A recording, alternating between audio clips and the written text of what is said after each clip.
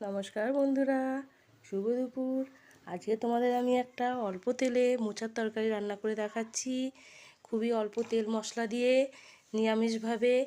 দেখো, প্রথমে মোচাটা আলুটা আমি একসাথেই সেদ্ধ করে নিয়েছি, আলুটা আলাদা করে ভাজিনি।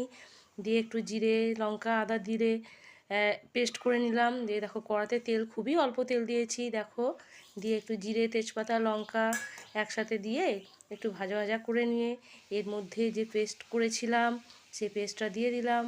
নুন হলুদটা খুবই কম দিয়েছি, যেহেতু হলুদ নুন দেওয়া ছিল আগে থেকে। একটু কাশ্মীরি লঙ্কার গুঁড়ো একটু জিরের গুঁড়ো দিয়ে এটাকে ভালো করে কষিয়ে নিয়ে, নিরামিষ বলে অন্য কিছু দিইনি, একটু কাঁচা ছোলা দিয়েছিলাম। আমরা চিনি খাই না, ওই জন্য একটু বাতাসা দিয়েছি। মোচা একটু মিষ্টি মিষ্টি না করলে ভালো লাগে না, ওই জন্য আমরা বাতাসাটা খাই। বাতাসা দিয়ে দেখো মশলাটা পুরো তেল ছেড়ে দিয়েছি।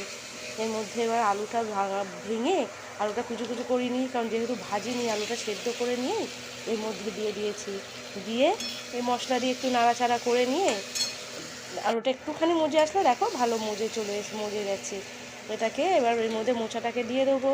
মোচাটাকে দিয়ে একসাথে নাড়াচাড়া করে অনেকক্ষণ ধরে ভালো করে মজিয়ে নিয়ে তারপরে এর মধ্যে একটু ঘি গরম মশলা দিয়ে মোচাটাকে নামাবো। দেখো, আস্তে আস্তে দেখতে দেখতে সব মজেও গেছে।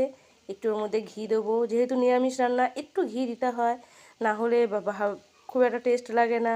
যেহেতু অল্প তেলে রান্না, একটু ঘি দিয়েছি, একটু গরম মশলা দিয়েছি, দিয়ে মোচাটাকে নাড়াচাড়া করে নামালাম। দেখো, একটু গরম মশলাও দিচ্ছি। আমার রান্নাটা যদি তোমাদের ভালো লাগে তাহলে একটু লাইক শেয়ার করো।